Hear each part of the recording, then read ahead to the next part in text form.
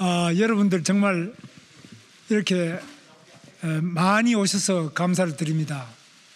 저는 뭐 이렇게 많이 오실 줄 몰랐는데 정말 많은 언론인들께서 이렇게 많이 오신 데 대해서 진심으로 감사를 드립니다. 제가 오늘 이 자리를 마련해 주신 이만희 국회의원님, 그리고 인요한 우리 의원님, 박수영 의원님, 그리고 좀 전에 입당을 하면서 우리 당 대표 권영세 우리 비상대책위원장님, 권성동 원내대표님, 이양수 사무총장님 뵙고 입당 원서 쓰고 말씀드렸는데 거기도 또 기자분들 많이 오셨습니다. 오늘 이렇게 많이 오신 여러분들께 감사의 말씀을 드립니다.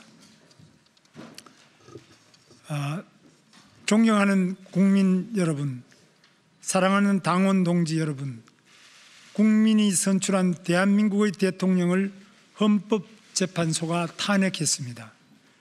탄핵은 헌정 질서 안에서 내려진 최종 결정이므로 그 결과는 받아들일 수밖에 없습니다. 내 손으로 뽑은 대통령이 임기 중에 또다시 파면되는 것을 보면서 국정을 책임지고 있던 국무위원으로서 비통한 심정과 책임감을 금할 길이 없었습니다. 더욱이 추운 겨울날 광장에서 싸워온 많은 당원 동지와 국민 여러분께서 낙담하시는 모습을 보면서 제 가슴은 무너져 내렸습니다. 그래도 여기서 멈출 수는 없습니다. 다시 싸워서 승리합시다. 무기력한 당과 위기의 대한민국을 바꾸는데 함께 나아갑시다. 무엇보다 가슴 아픈 것은 탄핵을 둘러싸고 정쟁이 격화되면서 서민의 삶이 외면당하는 현실입니다. 폐허 위에도 꽃은 피어납니다. 화마가 핥히고 간 산골짜기에도 희망의 새싹이 돋아나고 있습니다. 대한민국은 다시 일어나서 새롭게 앞으로 나아가야 합니다. 위대한 대한민국을 향하여 깃발을 들고 나서야 합니다. 탄핵 국면에서 많은 국민 여러분께서 저 김문수에 대해 지지와 격려를 보내주셨습니다. 얼마나 사람의 목이 마르시면 저에게까지 기대를 하시나 하는 안타까움으로 가슴을 쳤습니다. 이제는 저에게 내려진 국민의 뜻을 받들기로 했습니다. 저 김문수 새롭게 앞으로 나아가며 대한민국을 다시 위대하게 만들어갈 각오로 제21대 대통령 선거에 출마하겠습니다. 존경하는 국민 여러분, 저 김문수는 한때 혁명을 통해 노동자와 빈민들이 잘 사는 세상을 만들겠다는 꿈을 꾼 적도 있습니다. 감옥 안에서도 자본주의는 실패할 것이라 믿었지만 시장 경제는 역동적으로 발전했고 한국은 산업화와 민주화를 동시에 달성했습니다. 제 나이 40살이 되어서야 공산국가들이 붕괴되는 것을 보고 혁명가의 길을 포기했습니다. 현실 정치를 통해 국민 모두가 행복한 나라를 만들어 보겠다는 새로운 꿈을 키웠습니다. 1994년 집권 여당에 입당한 이래 3선 국회의원, 재선 경기도지사를 지냈고 2022년 이래 경제사회노동위원회 위원장과 고용노동부 장관으로 일했습니다. 정치 일선에서 저는 자유민주주의와 시장경제를 지키려고 앞장섰습니다. 120만 평에 이르는 세계 제1의 평택 삼성 반도체 단지를 유치했고 전 국민이 이용하는 수도권 광역교통 환승 시스템을 완성하고 세계인이 부러워하는 GTX를 건설했습니다. 결식아동 지원과 무한돌봄 사업으로 서민의 삶을 돌봤고 노동약자 보호에 헌신했습니다. 그러면서도 이 땅의 좌파들이 반미를 민족주의로 포장하고 사회주의를 보편적 복지로 현금살포 포퓰리즘을 경제 살리기로 둔갑시킬 때 저 김문수는 앞장서 싸웠습니다. 그것이 나라를 구하는 길이었기 때문입니다. 존경하는 국민 여러분, 우리는 분단과 전쟁의 폐허 위에 한강의 기적을 만들었습니다. 가난과 절망을 극복하고 희망과 미래를 만든 위대하고 자랑스러운 우리 대한민국 역사입니다. 우리는 유능하고 저력이 있는 대한민국 국민입니다. 그러나 우리의 앞의 현실은 녹록지 않습니다. 서민 경제가 많이 어렵습니다. 트럼프 행정부의 관세 전쟁과 글로벌 공급망 재편, 미중 패권 경쟁, 북핵 위협 등 대외적인 어려움도 가중되고 있습니다. 저 김문수는 삼성전자를 유치해 봤고 GTX를 건설해 봤습니다. 제가 나서면 위대한 대한민국으로 만들 수 있습니다. 저 김문수가 나서 자본, 노동, 기술에 대한 과감한 혁신과 개혁으로 대한민국 경제를 새로운 도약으로 이끌어 가겠습니다. 활기찬 경제, 행복한 대한민국을 반드시 만들겠습니다. 인공지능 인프라 확충과 투자 확대로 세계 6위권의 글로벌 AI 순위를 미국, 중국과 함께 AI 시대 G3 국가로 올려 세우겠습니다. 벤처 스타트업에 과감하게 투자하고 금융 규제를 혁신해서 대한민국을 세계 최고의 기업가 정신이 살아 숨쉬는 나라로 만들겠습니다. 첨단 산업을 지방에 유치하고 광역경제권의 중심지로 만들겠습니다. 지방의 교육, 문화, 의료 혁신을 통해 균형 발전을 이루고 균형 발전을 통해 저출산 고령화 문제를 해결하겠습니다. 사교육비 부담을 줄이기 위해 AI 기반의 맞춤형 학습 시스템을 도입하며 누구에게나 공정한 교육 기회를 보장하겠습니다. 국민연금 제도를 다시 개혁해서 아버지 세대의 부담을 청년들에게 떠넘기지 않겠습니다. 국민에게 불편을 안겨준 의료개혁 문제는 원점에서 재검토해서 완벽하게 해결하겠습니다.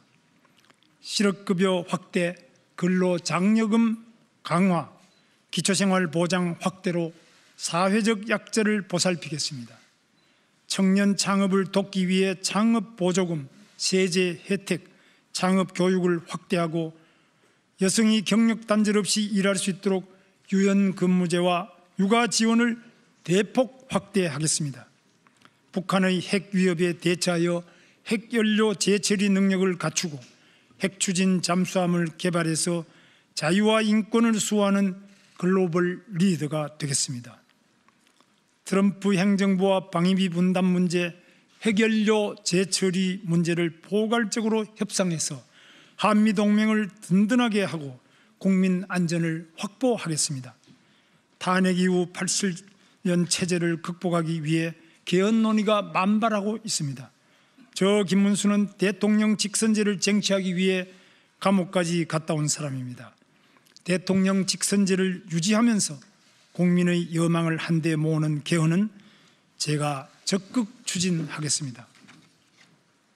대한민국의 정체성을 바로 세우겠습니다. 존경하는 국민 여러분, 대한민국 헌법 제1조는 대한민국은 민주공화국이다라고 규정하고 있습니다. 대한민국 성공 스토리는 바로 자유민주주의에 있습니다.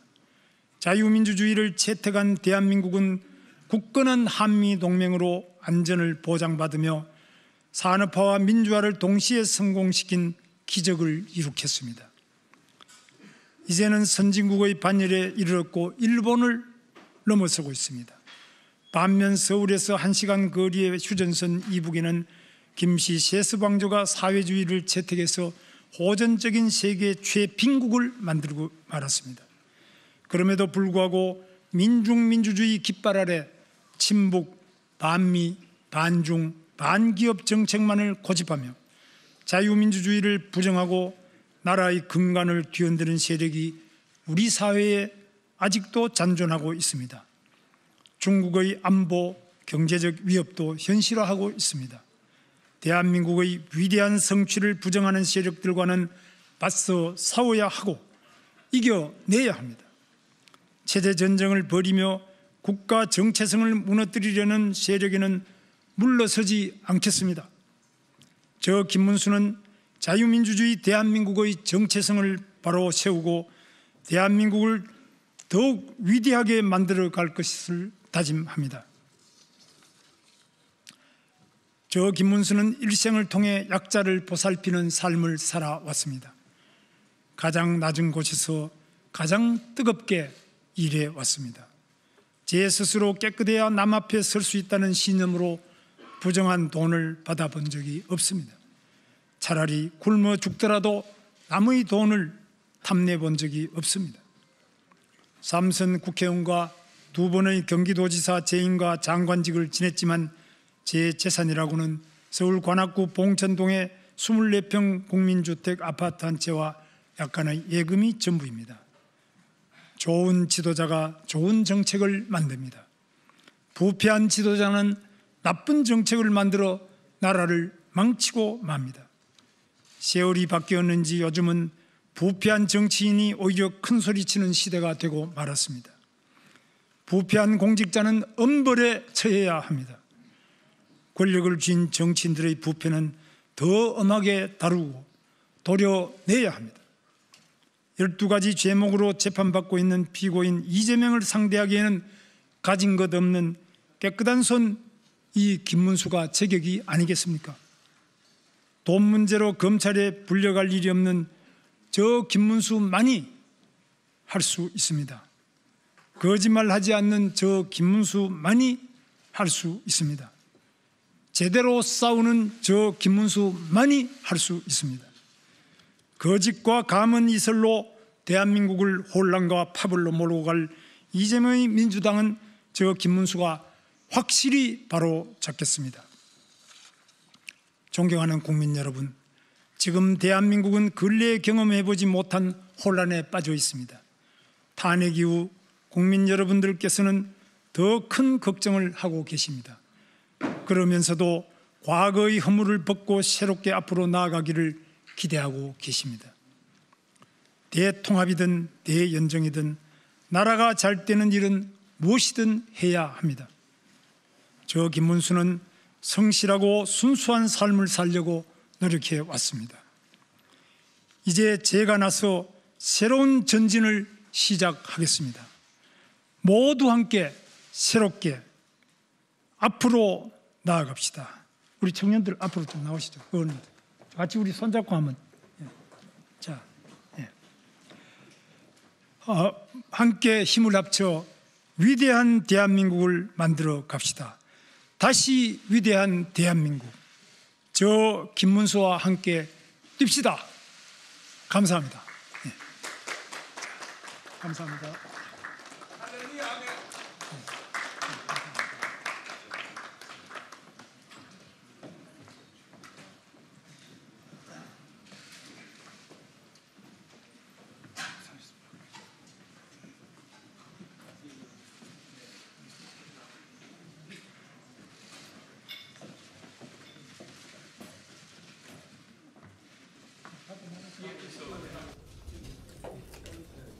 여러분 고생 많으십니다.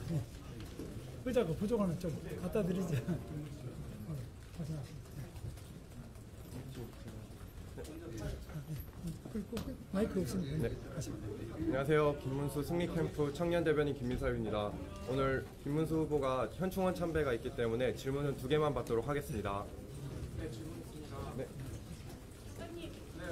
후보님 공약 잘 들었습니다.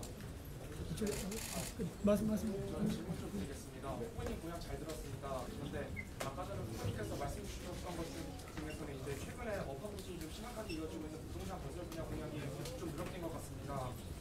윤석열 정부에서 추진한 부동산 규제 완화 정책 구조를 이어가실 뜻이 있으신지 궁금합니다. 규제 혁신이요? 예, 뭐 여러 가지 윤석열 대통령의 정책 중에서 저희들이 다시 재검토를 전부 해서 이어갈 수 있는 것은 이어가고 또 부족한 부분은 보충하고 또 잘못된 것은 고치고 그렇게 해야 될 부분이 있다고 생각합니다.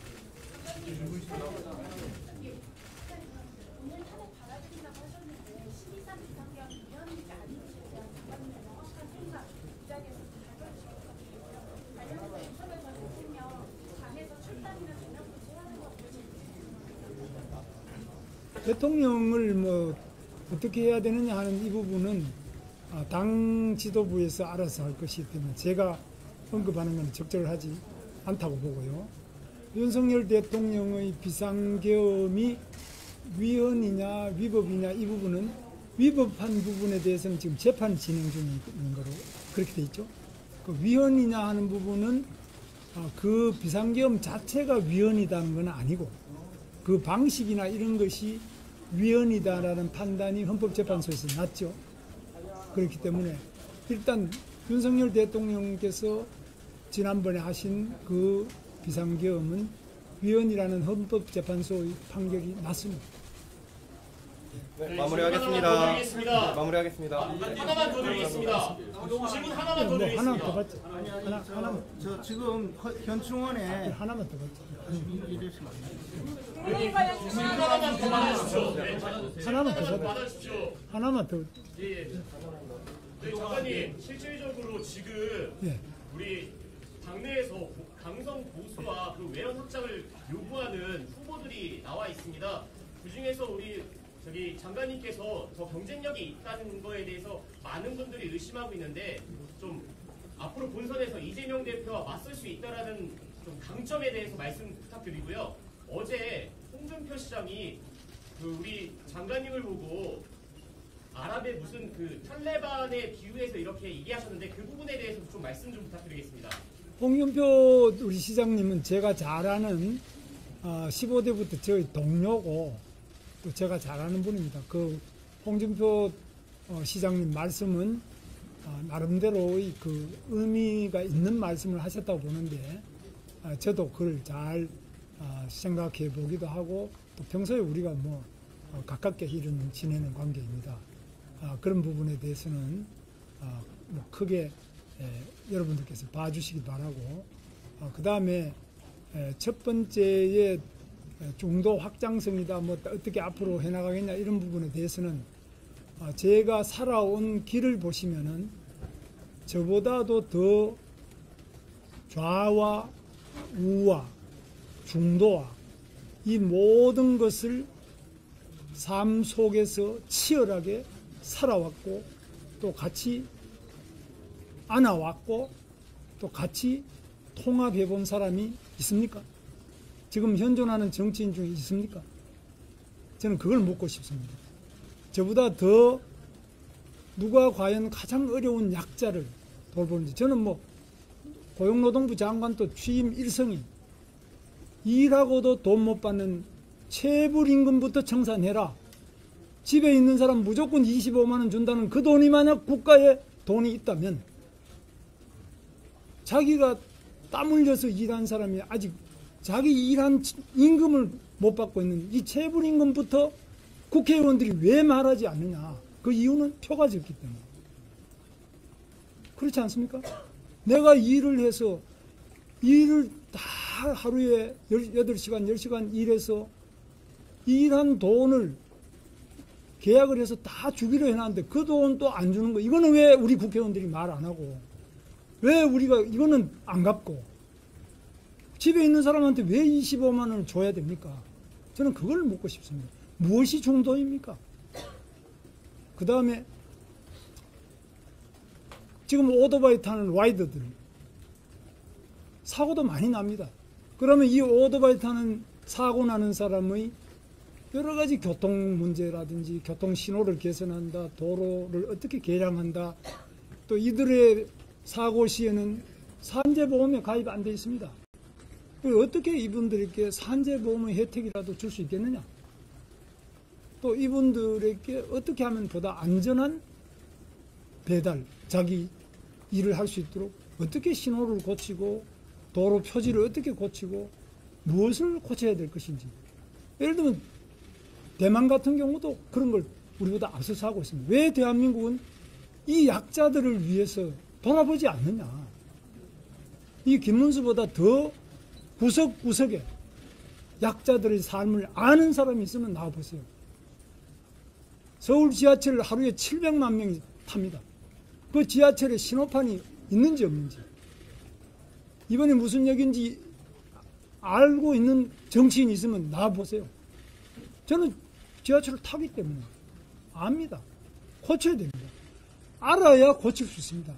바로 그 많은 어려운 분들을 함께 삶을 살고 그 많은 어려운 분들의 삶을 이해할 때라야만 정책이 나오고 거기에서부터 우리가 고칠 수 있는 거 아니겠습니까? 중도가 무엇입니까? 중도라는 것은 바로 이 약자를 보살피고 약자를 위해서 일하는 그것이 중도 아닙니까? 그래서 저는 이 약자들을 위해서 과거에는 혁명을 꿈꿨던 사람입니다. 그러나 그것은 또 다른 문제를, 더 큰 문제를 발생한다고 생각해서 제가 우리 당에 그때 입당을 했습니다. 30년 전에 입당했습니다. 근데 실제로 우리가 보다 더 지금 대한민국 이 정도 왔으면은 좀 객관적으로 우리의 역사도 볼 줄 알고 우리의 미래도 객관적으로 설계를 해야지. 그냥 말로만 과격한 주장을 하고 집에 있는 사람 무조건 25만 원 주자 그러면 또 어떤 당에서는 25만 원보다 30만 원 주자 그러고 이거는 아니지 않습니까? 자기가 일을 다 하고도 자기 일한 월급을 못 받는 사람부터 먼저 해결해주고 그 다음에 집에 있는 사람을 돈이 남으면 더 줄 수도 있는 거 아닙니까? 왜 이 우선 순위를 누가 정하고 어떻게 정하느냐? 자, 정년연장 이야기하죠. 이 청년들, 우리같이 나이 든 사람이 정년연장 해버리면 청년들은 좋아하는 공무원, 공기업, 대기업 들어갈 자리가 안 나오잖아요. 이거 생각해보면서 주장하시는 거예요. 지금 경제가 성장기에 있을 때는 정년을 연장해요. 2012년에 정년을 58세에서 60세 올렸어요. 성장기에는 올려도 청년들이 들어갈 자리가 나와요. 지금 경제가 오늘 올려도 제로 성장 또는 감속하고 있는 상태에서 일자리가 늘어나지 않는데 현대자동차도 31조를 미국에 투자하는데 일자리가 없는데 청년이 원하는 일자리는 자꾸 줄어들고 있는데 정년을 연장하면 청년은 어떻게 될 것인지.